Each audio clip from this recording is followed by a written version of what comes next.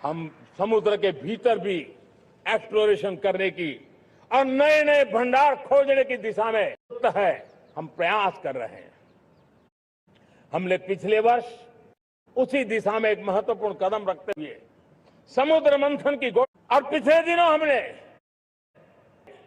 इस काम ने कर लिया है। मेरे प्यारे देशवासियों, एनर्जी सिक्योरिटी, इसका मैंने कहा कि हमें ऑल्टरनेट स्रोतों की तरफ भी पूरी शक्ति लगाना बहुत जरूरी है और इसलिए ऊर्जा का सही इस्तेमाल बढ़ाते हुए भारत इसी दिशा में आज तेजी से काम कर रहा है। 2014 से पहले, मतलब आज से 12 साल पहले, हमारे देश में सिर्फ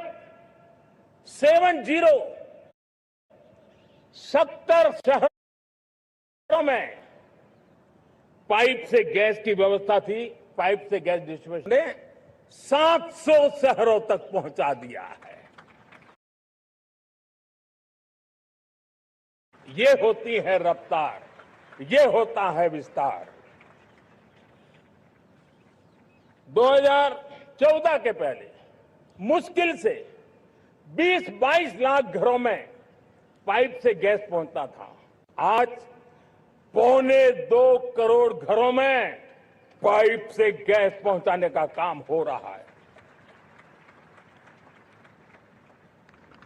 12 वर्ष पहले देश में सोलर एनर्जी की कैपेसिटी सिर्फ 2 गीगावाट थी।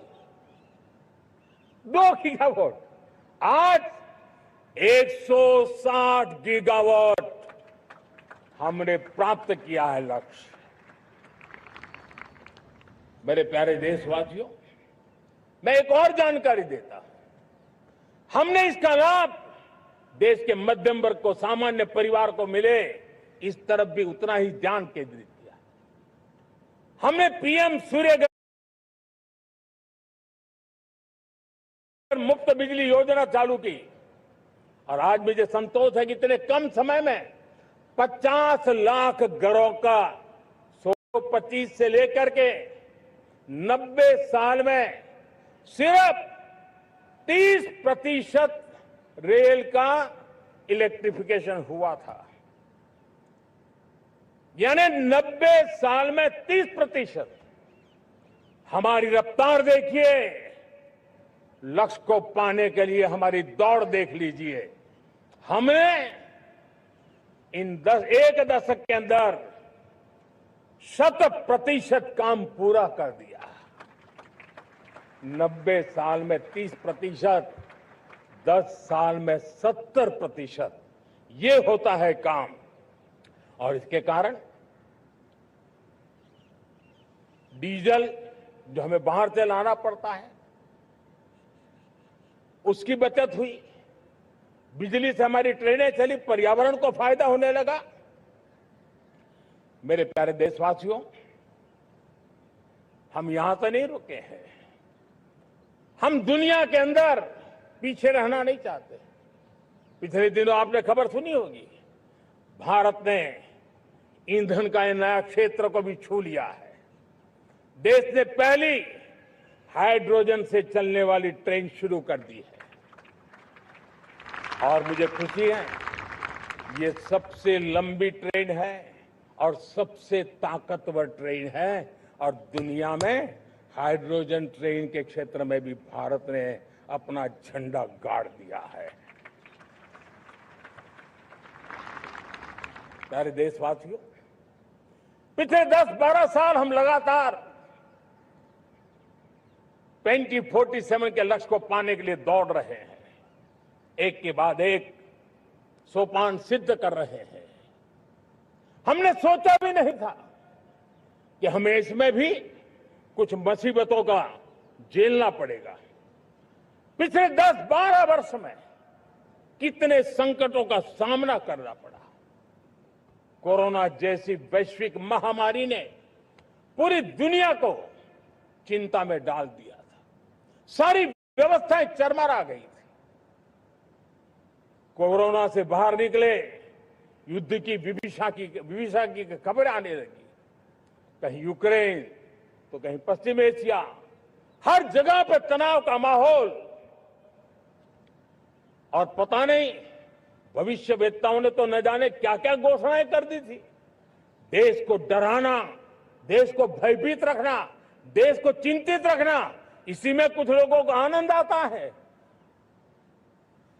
वैक्सीन नहीं मिलेगी, कोविड में लोग बचेंगे नहीं, कुछ भी नहीं होने वाला। वेस्ट एशिया का क्राइसिस आया, पेट्रोल पंप पे पेट्रोल नहीं मिलेगा, गैस नहीं मिलेगा, डीजल नहीं मिलेगा, फर्टिलाइजर नहीं मिलेगा। सारी दुनिया भर की अफवाहें फैला करके भारत के लोगों को भयभीत करने का, डराने का, चिंता के अंदर डुबो देने का कुछ लोगों को आनंद आ रहा था। लेकिन देश ने देख लिया कि पिछले 10-12 साल की सुविचारित योजनाएं रंग ला रही है और हम इतने बड़े संकट के बावजूद भी नागरिक देवो भव के मंत्र को लेकर के जीते हुए भारत ने जो तैयारियां की थी, एक के बाद एक कदम उठाया था। सोचा नहीं था कि संकट आएगा, लेकिन उस संकट के समय में ये सारी चीजें काम आ गई और आज देश में गैस भी है, पेट्रोल भी है, यूरिया भी है। हम अपनी ताकत के ऊपर खड़े हो रहे, चल रहे। मेरे प्यारे देशवासियों, दुनिया के इन संकटों का प्रभाव हर किसी पर हुआ, हम भी अछूते नहीं। यूरिया के दाम दुनिया में 3,000 रुपया पहुंच गए एक बोरी का। आज भी हम मेरे देश के किसानों को वो बोझ सहने के लिए मजबूर नहीं कर रहे। सरकार अपने कंधों पर वो बोझ उठा रहा है और दुनिया से जो 3,000 रुपया में यूरिया का बोरा हमें मिलता है, वो हमारे किसानों को हम सिर्फ 300 रुपये में दे पाते हैं। इतना ही नहीं, डीएपी आज दुनिया में बाजार 5,000 पहुंच चुका है। लेकिन मेरे देश के किसानों को दिक्कत ना हो, इसलिए 1,350 रुपये में आज भी डीएपी देने का काम हम कर रहे हैं। मेरे प्यारे देशवासियों, एक समय था जब मैं आत्मनिर्भरता की बात कर रहा था तो कुछ लोग एयर कंडीशन चैम्बर में बैठ करके सोचने वाले लोग हमें बता रहे थे ग्लोबलाइजेशन का क्या होगा। लेकिन दुनिया देख रही है कि पिछले एक दशक में ऐसा लग रहा है कि दुनिया ने ग्लोबलाइजेशन बोलना ही बंद कर दिया है। जहां से ग्लोबलाइजेशन की आवाज आती थी वो बंद सुनाई नहीं देती है। दुनिया का हर देश अपनी अपनी संभालों के मिजाज की तरफ गया है। लेकिन दुर्भाग्य से इस संकट के कालखंड में कुछ लोगों ने अपना रुतबा दिखाने के लिए संसाधनों को वेपनाइज करने का खेल खेला है।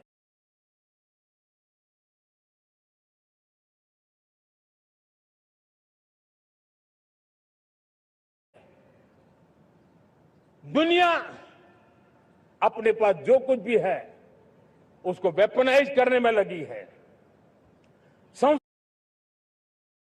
संसाधनों का वेपनाइज, रिसोर्स का वेपनाइज, पेट्रोल, डीजल,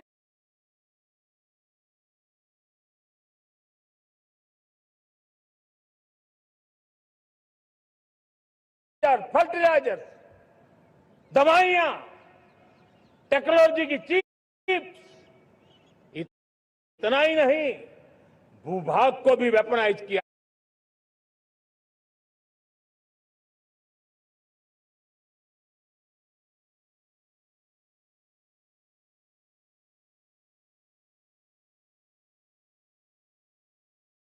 जा रहा है।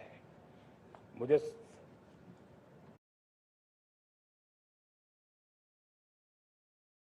और ऐसे समय अगर हम आत्मनिर्भरता मंत्र को लेकर 10 साल सही दिशा में न चले होते कल्पना कर सकते हैं कि ऐसी चुनौतियों का मजबूती से मुकाबला कैसे करते हैं। और हमारी तैयारियां निरंतर बढ़ती जा रही है। मेरे प्यारे देशवासियों, दूसरी तरफ आज भारत का प्रोफाइल पूरी तरफ बढ़ रहा है। आज भारत दुनिया के लिए एक स्वीकृत और सम्मानीय देश के रूप में बन रहा है। भारत के पास स्थिर पॉलिटिकल मैंडेट है, स्थिर सरकार है, भारत का वाइब्रेंट लोकतंत्र है, भारत का मजबूत न्याय तंत्र है और हम सबको दिशा देने वाला भारत का संविधान है। और अब दुनिया हमारे इन सामर्थ्य को पहचानने लगी है और इसलिए 2014 के बाद दुनिया करीब करीब 40 देशों के साथ हमारा एफटीए एग्रीमेंट हो रहा है। अब देखिए कितना बड़ा अवसर आया है। लेकिन ये जो ट्रेड एग्रीमेंट्स हुए हैं, ये एक बहुत बड़ा अवसर है और इसलिए खास करके मैं मेरे एमएसएमईज को कहना चाहूंगा कि हमें इस मौके को छोड़ना नहीं है। दुनिया में हमें पहुंचना है। भारत के उत्पाद की हर चीज विश्व के बाजार में पहुंचे और चाहे हमारा टेक्सटाइल हो, हमारी मशीनरी हो, हमने दवाइयां हो, हमने मौका छोड़ना नहीं है। लेकिन वैश्विक जो पैरामीटर्स हैं, उस पैरामीटर को हमें पार करना होगा। हमें दुनिया से जो मिलता है उसे अच्छा देना पड़ेगा, दुनिया में जो मिलता है उसे सस्ता देना पड़ेगा। और पंजाब के लुधियाना से लेकर के तमिलनाडु के तिरुपुर तक हमारा टेक्सटाइल सेक्टर दुनिया में पहुंच सकता है। इतना ही नहीं, केरलम से लेकर के गुजरात और तमिलनाडु से लेकर के बंगाल, ये हमारा समुद्री तट, हमारे मछुआरे भाई बहन आज इस एफटीए के कारण हमारे स्वीप यानी झींगा उसके एक्सपोर्ट को कहना चाहता हूं। मैं स्थानिक स्वराज की संस्थाओं को कहना चाहता हूं, भारत सरकार का भी यह दायित्व है कि हमें हमारे रिफॉर्म की गति बढ़ानी होगी। हमें 2047 के लक्ष्य के अनुरूप हमारी व्यवस्थाओं को विकसित करना होगा। हमें बीते हुए काल के नीति नियमों से नहीं चल सकते, हमें आने वाले सपनों के हिसाब से नीति नियमों को गढ़ना होगा। और इसको अगर हम करेंगे तो मुझे पूरा विश्वास है और मैं देशवासियों को भरोसा देता हूं, इसी रास्ते मेहनत में कोई कमी न करते हुए हम विकसित भारत का सपना पार करके रहेंगे। हमें सबको मिलकर के चलना है। केंद्र सरकार हो, राज्य सरकार हो, इंडस्ट्री हो, हम सब ने मिलकर के आगे बढ़ना है। हमें रिफॉर्म्स करते रहना है, रिफॉर्म्स को आगे बढ़ाते रहना है। और मैंने पहले भी कहा था, हम रिफॉर्म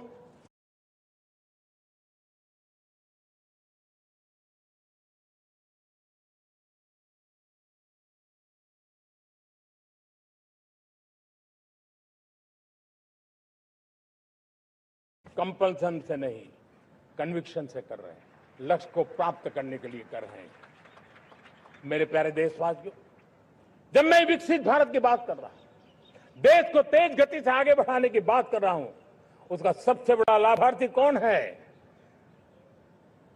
इन सारे प्रयासों का सबसे बड़ा साधक कौन है? अगर साधक है तो मेरे देश का युवा है, मेरे देश की युवा शक्ति है। विकसित भारत की यात्रा में युवाओं की बहुत बड़ी भूमिका है। इतना ही नहीं, विकसित भारत का सबसे बड़ा लाभार्थी भी मेरे देश का युवा है। और इसलिए हमें विकसित भारत के लक्ष्य को युवाओं के साथ जोड़ करके आगे बढ़ाना है। युवाओं हमारी सर्वोच्च प्राथमिकता के साथ हमें आगे बढ़ना है। साथियों, पिछले 10-12 साल में उस दिशा में बहुत कुछ हुआ है। स्टार्टअप इंडिया अभियान, आज पूरे देश में 2.5 लाख से ज्यादा रजिस्टर्ड स्टार्टअप बन गए। देश के नौजवान खुद तो काम कर रहे हैं, अनेकों को रोजगार दे रहे हैं। 1 लाख करोड़ रुपया इनोवेशन फंड भारत सरकार ने घोषित किया है। मैं देश को, नौजवानों को कहना चाहता हूं, आप अपने सपनों को लेकर के आइए, संसाधनों की कमी नहीं रहने देंगे। 1 लाख करोड़ रुपया आपके दिल दिमाग को सामर्थ्य देने का एक व्यवस्था हमने कर दी है। रिसर्च के नए अवसर मिले, डिजिटल इंडिया के नए सस्ते डेटा, ये युवाओं को सशक्त किया। दुनिया में सस्ता डेटा कहीं है तो भारत की धरती पर है। और देश के नौजवानों को उसने नई ताकत दी है। स्किल इंडिया हमने नेशनल प्रोग्राम बनाया है। स्पेस सेक्टर को हमने ओपन कर दिया। नेशनल ड्रोन पॉलिसी हमने बनाई है। खेलो इंडिया पॉलिसी बनाई है। 35 वर्षों तक एजुकेशन पॉलिसी नहीं थी, नई एजुकेशन पॉलिसी लेकर के आए हैं और इसका फायदा मिडिल क्लास के परिवारों को हुआ है।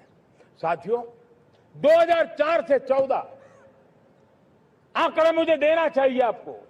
2004 से 14 हमारे देश में 350 से भी कम यूनिवर्सिटी थी और आज 10-12 साल के भीतर भीतर करीब 650 नई यूनिवर्सिटी जुड़ चुकी है। करीब 1000 का आंकड़ा हम पहुंच रहे हैं। 2014 के पहले मेडिकल की सिर्फ 400 सीटें हुआ करती थी, आज करीब 850 सीटें मेडिकल की हो रही है। इतना ही नहीं, अब विदेशी यूनिवर्सिटी भी भारत की धरती पर आ रही है। भारत के अंदर विदेशी यूनिवर्सिटी की डिग्री मेरे नौजवान को मिले, इसका प्रबंध भी हो चुका है। हमारे देश के युवा मन बचपन से ही टेक्नोलॉजी की तरफ आकर्षित हो, उस दिशा में हम काम कर रहे हैं और इसलिए हमने करीब 10,000 से अधिक अटल टिंकरिंग लैब छोटे छोटे बच्चों के हवाले कर दी है ताकि उनका इनोवेशन और टेक्नोलॉजी के अंदर उनका मन बने। 12 वर्ष युवा हमने अनेक रास्ते खोले। हम स्टार्टअप ओपन कर दिया, आपने देखा होगा। भारत के प्राइवेट स्टार्टअप 28 साल की एवरेज उम्र के बच्चों ने, नौजवानों ने दुनिया में पहले ही ट्रायल में अपना सैटेलाइट लॉन्च कर दिया और रॉकेट लॉन्च कर दिया। उन्होंने बहुत बड़ा काम कर दिया साथियों। आज करीब 2.5 लाख से ज्यादा रजिस्टर्ड स्टार्टअप है। हमने पिछले दिनों एआई इंपैक्ट समिट किया था। एआई का विस्तार बहुत तेजी से बढ़ रहा है।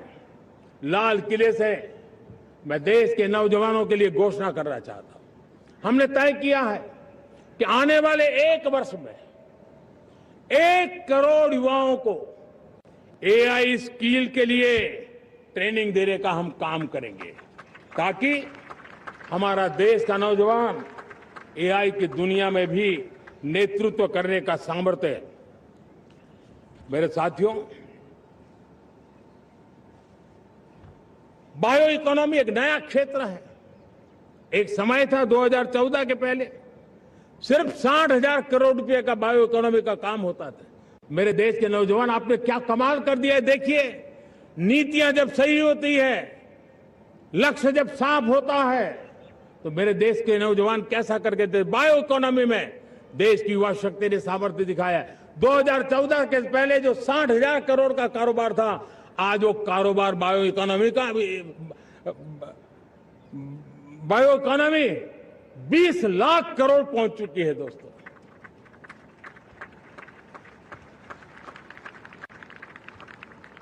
दो 2009-10 का कालखंड था, सिर्फ 25 लाख इलेक्ट्रिक व्हीकल हमारे देश में बिके थे। 1.5 लाख इलेक्ट्रिक व्हीकल बिके थे 2009-10 में। 1.5 लाख इलेक्ट्रिक व्हीकल। इस 25-26 में 25 लाख इलेक्ट्रिक व्हीकल बिके हैं।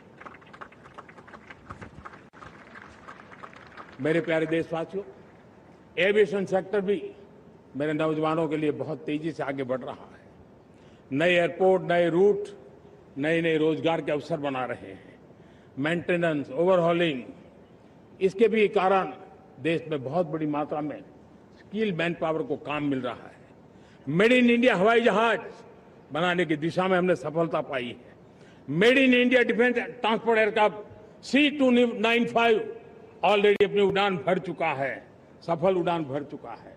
ये देश के नौजवानों के लिए, मेरे साथियों, ड्रोन ने भी बहुत बड़ा काम किया है।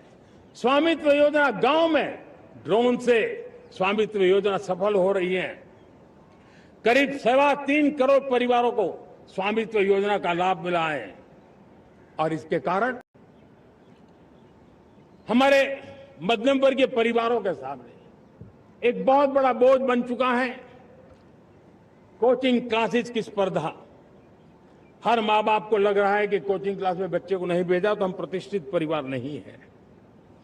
इन गरीब और मिडिल क्लास परिवारों की हम चिंता करते हुए हजारों करोड़ रुपए का उनका खर्च है वो भी बचे, बेटे भी अपने आसपास रह सके, उनकी देखभाल हो सके, परिवार पर आर्थिक बोझ न आए। और इसलिए हमने युवाओं के लिए विभिन्न परीक्षाओं की फ्री ऑनलाइन कोचिंग हमने करने का निर्णय किया है। डिजिटल पब्लिक इंफ्रास्ट्रक्चर है, हमारे पास उत्तम टैलेंट है, टीचर्स हैं, उन संसाधनों को जोड़ करके हम देश के नौजवानों को फ्री कोचिंग देने का एक पूरा नेटवर्क हम खड़ा करने वाले हैं। मेरे प्यारे देशवासियों, मैं हमेशा कहता आया हूं, जो खेले वो खिले। जब मैं खेले वो खिले की बात कर रहा हूं, तब मेरे प्यारे देशवासियों, आज भारत खेल की दुनिया में अपनी जगह बना रहा है। अब खेल के पोडियम में भारत का राष्ट्रगीत सुनाई देता है, भारत का राष्ट्रगान सुनाई देता है, भारत का तिरंगा झंडा लहराता दिखाई नजर आ रहा है। टॉप्स योजना ने बहुत बड़ी सफलता पाई है। खेलो India games, university games, winter games, beach games, sports infrastructure, sports के लिए कोचिंग, स्पोर्ट्स मेडिसिन, स्पोर्ट्स के लिए न्यूट्रिशन, इन सारे विषयों में भारत अब महारत करने की दिशा में आगे बढ़ रहा है। नौजवानों के लिए पूरा नया क्षेत्र, खिलाड़ी न बन सके तो उसकी सपोर्ट सिस्टम में भी बहुत बड़ा क्षेत्र खुल रहा है।